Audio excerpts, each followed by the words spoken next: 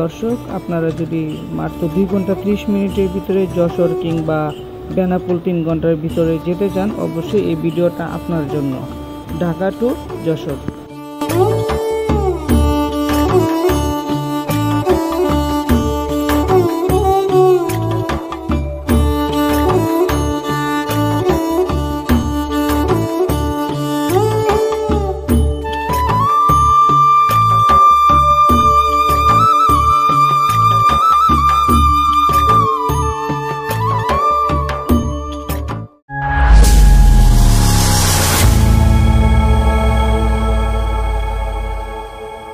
আসসালামু আলাইকুম সবাইকে। আমার আজকের যাত্রাটি শুরু হতে যাচ্ছে একদম এক ভিন্ন রকম যাত্রা।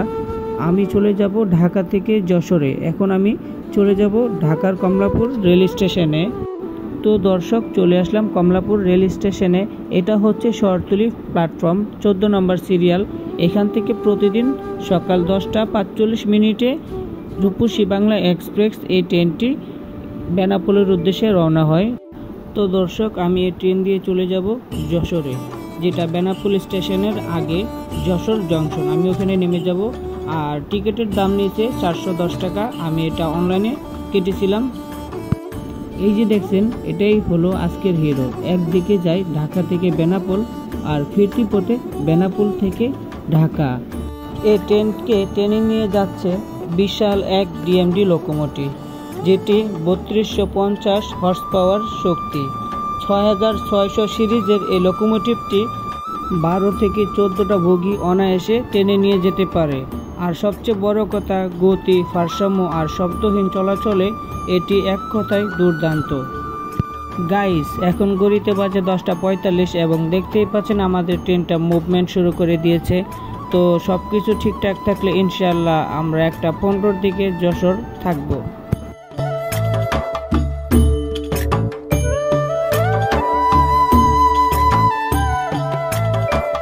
ট্রেন ছাড়লো, ধীরে ধীরে গড়াতে শুরু করলো রূপসী বাংলা এক্সপ্রেস।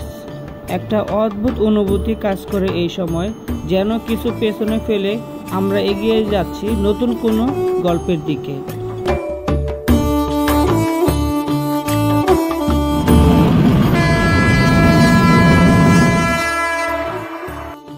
ঢাকার ঘনবসতিপূর্ণ এলাকা, দেওয়ার ভর্তি পোস্টার, ছুটতে থাকা রিক্সা আর দোকানের ব্যস্ততা, সবকিছু যেন জানালার বাইরে এক প্রাকৃতিক সৌন্দর্য রূপ নিয়েছে। তো আমরা এখন গ্যান্ডারিয়া স্টেশনের উপর দিয়ে যাচ্ছি, তবে এই স্টেশনে আমাদের ট্রেনটা থামবে না। তো গাইস, রূপসী বাংলা এক্সপ্রেস ট্রেনটি চালু হয়েছিল 2024 সালের 24 ডিসেম্বর পদ্মা সেতু হয়ে ঢাকা থেকে যশোর বেনাপোল পর্যন্ত চলাচলের জন্য। ট্রেনটি কমলাপুর থেকে ছেড়ে ভাঙা, কাশিয়ানী, নড়াইল, যশোর হয়ে বেনাপোল পৌঁছায়। মাত্র 3 ঘন্টায় কিছু বেশি সময় নিয়ে এই দূরত্ব পাড়ি দেয় এই ট্রেনটি। আর আমরা যেহেতু যশোর যাব, আর আমরা মাত্র 2.5 ঘন্টায় পৌঁছে যাব। তো সপ্তাহে 6 দিন চলে এই ট্রেনটি। আর এটি কিন্তু ঢাকা যশোর রোডে সবচাইতে দ্রুতগতির ট্রেন। ট্রেন ছাড়ার পর থেকে জানালার বাইরের দৃশ্যটা অসাধারণ লাগছে। ঢাকার ব্যস্ত শহরের পেরিয়ে যখন গ্রাম অঞ্চলের দিকে ঢুকলাম, সবুজ মাঠ আর নদী আর গ্রামীণ জীবনের দৃশ্যগুলো মনটা একদম ফ্রেশ করে দিল। দর্শক, আপনারা যদি এরকম সুন্দর সুন্দর দৃশ্য উপভোগ করতে চান, তাহলে অবশ্যই ট্রেনে করে যাবেন। আর চেষ্টা করবেন ট্রেনের সিটের জানালার সাথে সিটটা কাটার জন্য। আপনারা দেখতে পাচ্ছেন কি সুন্দর সুন্দর কাশবন। আর এদিকে দেখতে পাচ্ছেন যে দুটো রাস্তা, একটি রাস্তা দিয়ে হচ্ছে আমাদের ট্রেনটি চলে যাচ্ছে বেনাপোলের উদ্দেশ্যে, আর এক পাশে যে রাস্তাটি, এটি হচ্ছে মাওয়া এক্সপ্রেস ওয়ে। আর এক সাইডে চলে হচ্ছে ট্রেন, আর এক সাইডে চলে হচ্ছে বাস, ট্রাক, প্রাইভেট কার আর অনেক যানবাহন।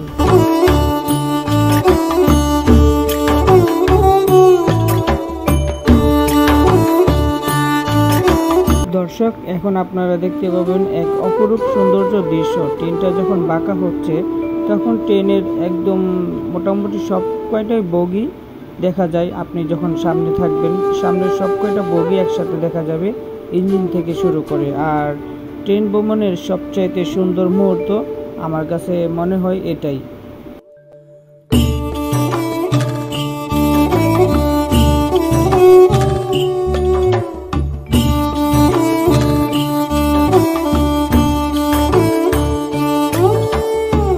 দর্শক, এই মুহূর্তে আমরা আছি শ্রীনগর রেল স্টেশনে। বাংলাদেশের মুন্সিগঞ্জ জেলার শ্রীনগর জেলায় অবস্থিত।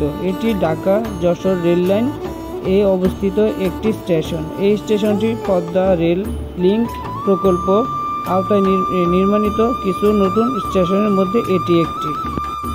এই মুহূর্তে আমি আছি রূপসী বাংলা এক্সপ্রেস ট্রেনে। ট্রেনটা যখন ছুটে চলছে মাওয়া রোড ধরে, জানালার বাইরে তাকালে যত সুন্দর চোখ যায়, চারপাশে শুধু প্রাকৃতিক দৃশ্য। এখন ট্রেনটা ধীরে ধীরে এগিয়ে যাচ্ছে সেই দিকে যেখানে আমাদের গর্ব, আমাদের স্বপ্ন পদ্মা সেতু।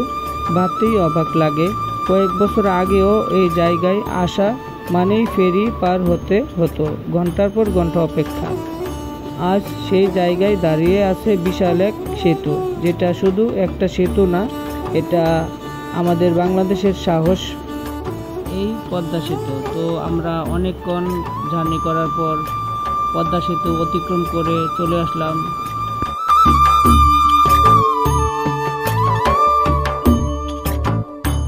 তো দর্শক, আপনারাই দেখেন কত সুন্দর একটি দৃশ্য, মন কাড়ার মতো।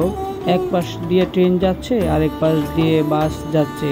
আর এই প্রাকৃতিক দৃশ্য উপভোগ করতে গেলেই আপনাকে এই ট্রেন দিয়েই আসতে হবে।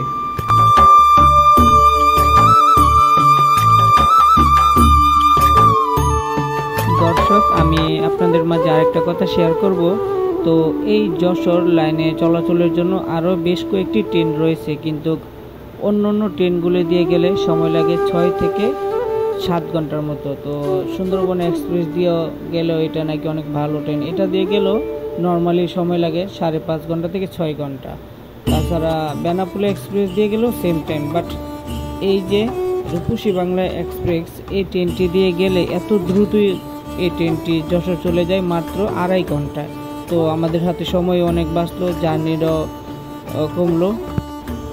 অবশেষে আমরা চলে আসলাম ভাঙা জংশনে। এই ট্রেনটির গতিসীমা 105 আমি দেখেছিলাম ম্যাপে। ভাঙা জংশন ফরিদপুর জেলার ভাঙা উপজেলায় অবস্থিত একটি রাজবাড়ী ভাঙা লাইন এবং ঢাকা যশোর রেলপথের সংযোগস্থল হিসাবে কাজ করে, যা দক্ষিণ পশ্চিমাঞ্চলের বিভিন্ন জেলা ও শহরের সাথে রেল যোগাযোগ স্থাপন করে। ভাঙা জংশন থেকে বিভিন্ন আন্তনগর ও কমিউটার ট্রেন চলাচল করে থাকে, যেমন জাহানাবাদ, রূপসী বাংলা এক্সপ্রেস, নকশিকাথা কমিউটার। এই ট্রেনগুলো ঢাকা, ফরিদপুর ও খুলনা, যশোর, কুষ্টিয়া ও বেনাপোল বিভিন্ন গন্তব্যে যাত্রী পরিবহন করে।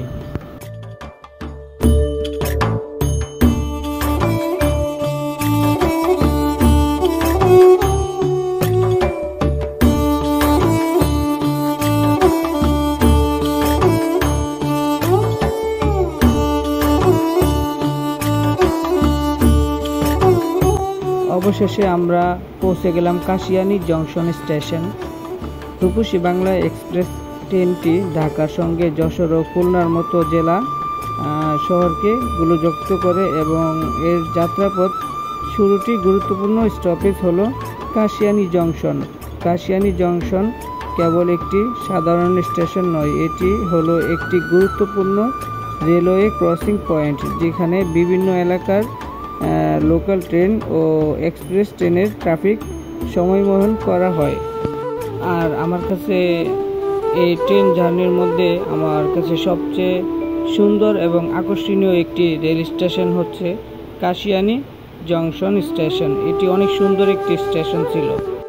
তো দর্শক, আমরা কাশিয়ানী জংশন স্টেশন ছেড়ে যাচ্ছি। তো এখন আমাদের সামনের স্টেশন হচ্ছে নড়াইল স্টেশন, যেখানে ছিল আমাদের বাংলাদেশের প্রিয় ক্রিকেটার মাশরাফির এলাকা নড়াইল। আর আজকের আকাশটাও খুব সুন্দর ছিল এবং অনেক ওয়েদারটাও খুব ভালো ছিল, রোদ তেমন ছিল না। দর্শক, আমরা কাশিয়ানী রেল স্টেশন অতিক্রম করে চলে আসলাম নড়াইল স্টেশন। নড়াইল স্টেশন বাংলাদেশের খুলনা বিভাগের নড়াইল জেলায় একটি গুরুত্বপূর্ণ রেল স্টেশন। এটি ঢাকা যশোর খুলনা রেলপথে একটি স্টপেজ। যাত্রী ও মালবাহী ট্রেন দুটোই এখান দিয়ে চলাচল করে। দর্শক দেখেন, নড়াইলে যখন আমাদের ট্রেনটি 3 মিনিটের জন্য থামলো, তখন যাত্রীগুলো যারা ট্রেনে ছিল তারা বেরিয়ে আসলো, যাদের গন্তব্যে চলে যাবে। দর্শক, অবশেষে মাশরাফির এলাকা নড়াইল এই স্টেশন ছেড়ে চলে যাচ্ছে আমাদের এই ট্রেনটি যশোরের উদ্দেশ্যে। এখন যে এই ট্রেনটি একদম যশোর গিয়ে থামবে। তো দেখেন যশোর যাওয়ার আগে কি সুন্দর সুন্দর এলাকার ভিউ, কত সুন্দর। আসলে এই এলাকাটি অনেক পরিষ্কার, আমাদের ঢাকা শহর থেকে অনেক পরিষ্কার গ্রামাঞ্চলের এলাকা। মাত্র 2 ঘন্টা 30 মিনিটের ভিতরে রূপসী বাংলা এক্সপ্রেস অবশেষে যশোর জংশনে পৌঁছে গেল। তো দর্শক, যদি আপনারাও 2 ঘন্টা 30 মিনিটের ভিতরে যশোর যদি আসতে চান, অবশ্যই রূপসী বাংলা এক্সপ্রেস এই ট্রেনের টিকিটটি আপনারা কাটবেন। টিকিটের দাম 410 টাকা শোভন চেয়ার। আর অনলাইনেও এই টিকিটগুলো অনেক বেশি পাওয়া যায়। আর এটা হচ্ছে কমলাপুর থেকে সকাল 10টা 45 মিনিটে বেনাপোলের উদ্দেশ্যে রওনা হয়। ঢাকা থেকে বেনাপোল পৌঁছাতে সময় লাগে 3 ঘন্টা, আর ঢাকা থেকে যশোর পৌঁছাতে সময় লাগে 2 ঘন্টা 30 মিনিট। রূপসী বাংলা এক্সপ্রেস এই ট্রেনটি যশোর জংশন থেকে ছেড়ে যাচ্ছে বেনাপোলের উদ্দেশ্যে। ট্রেনটি অনেক গতিময় ছিল এবং খুব আরামদায়ক ছিল। আর ট্রেনটা খুবই ভালো ছিল, ট্রেনের সিটগুলোও ভালো ছিল, একদম পরিষ্কার পরিচ্ছন্নতা সব কিছুই ছিল। দর্শক, আপনাদেরকে যশোর জংশন সম্পর্কে কিছু তথ্য দিব, যদিও আপনাদের ভালো লাগলে কমেন্ট করবেন। যশোর জংশন রেলওয়ে স্টেশন বাংলাদেশের খুলনা বিভাগের যশোর জেলায় একটি গুরুত্বপূর্ণ রেল স্টেশন। এটি 1883 সালে ব্রিটিশ ইস্টার্ন বেঙ্গল রেলওয়ে কর্তৃপক্ষ নির্মাণ হয়েছিল। বাংলাদেশ সরকার 2003 সালে এই স্টেশনটি পুনর্নির্মাণ করে। তো এই ছিল যশোর সম্পর্কে আমার কাছে এই তথ্যগুলো। তো আমি আপনাদের মাঝে এই তথ্যগুলো শেয়ার করছি। আপনাদের কেমন লাগে আমাকে কমেন্ট করে জানাবেন। চলেন আপনাদেরকে আরেকটা জিনিস দেখিয়ে দিই, যেটা হচ্ছে যশোর জংশন স্টেশন থেকে কিভাবে আপনারা টিকিট কাটবেন এবং কোন গেট দিয়ে ঢুকবেন। এই গেট দিয়ে সোজা ঢুকবেন। ঢোকার পরে আপনারা দেখতে পাবেন হাতের ডান দিকে টিকিট কাউন্টার, ঠিক আছে? হাতের ডান দিকে টিকিট কাউন্টার, এখান থেকে আপনারা টিকিট কাটবেন। তো দর্শক, এই যশোর জংশন স্টেশন নিয়ে আমার একটা কথা বলার আছে। আমি এর আগে সেম এরকম ট্রাভেল ভিডিও বানিয়েছিলাম ঢাকা টু কিশোরগঞ্জ, কিন্তু কিশোরগঞ্জে গেলাম, কিশোরগঞ্জের যে রেল স্টেশনটা দেখলাম এটা আসলেই এই যশোর জংশনের চাইতে অনেক ছোট। যেমন যশোর জংশন একটা আর কিশোরগঞ্জ রেল স্টেশন 2টা একদম সেম, কিন্তু যশোর জংশনটা যে এত বড় স্টেশন এটা আমার ধারণার এক প্রকারই বাইরে ছিল। আর এই যে এখানে যে লোকগুলো দেখছেন এগুলো কিন্তু সব যশোরের মানুষ। ওরা আসলেই অনেক জায়গাতে যাবে, যেমন এই যশোর থেকে বেনাপোল যাওয়া যায়, খুলনা যাওয়া যায়, আরও অনেক জায়গায় যাওয়া যায়। আসলে আমি জায়গাগুলোর নাম জানি না। আর যশোরের যে মানুষগুলো তাদের ব্যবহার খুবই ভালো ছিল, খুবই ফ্রেন্ডলি ছিল মানুষগুলো। দর্শক, আমি এখান থেকে চলে যাব যশোর কারিগরি প্রশিক্ষণ কেন্দ্রতে। তো এটা যশোর রেল স্টেশনের পিছনে অটো স্ট্যান্ড। এখান থেকে আমি একটি রিক্সা নিব, এই রিক্সা নিয়ে ডিরেক্ট চলে যাব যশোর কারিগরি প্রশিক্ষণ কেন্দ্রতে। তো আমি রিক্সাটি নিয়ে নিলাম, রিক্সার ভাড়া দিলাম 40 টাকা। আর এটাই যশোর কারিগরি প্রশিক্ষণ কেন্দ্র TDC। আর এখান থেকে যেমন এর সামনে আছে যশোর আঞ্চলিক পাসপোর্ট অফিস। আর এখানে বিদেশের অনেক পরীক্ষা হয়, যেমন সৌদি আরবের জন্য এখানে তাকামূলের পরীক্ষাগুলো সব এখানেই হয়। তো দর্শক, আমার ভিডিওটি আপনাদের কাছে কেমন লেগেছে, যদি ভালো লাগে অবশ্যই লাইক, কমেন্ট অ্যান্ড সাবস্ক্রাইব করতে ভুলবেন না। ধন্যবাদ।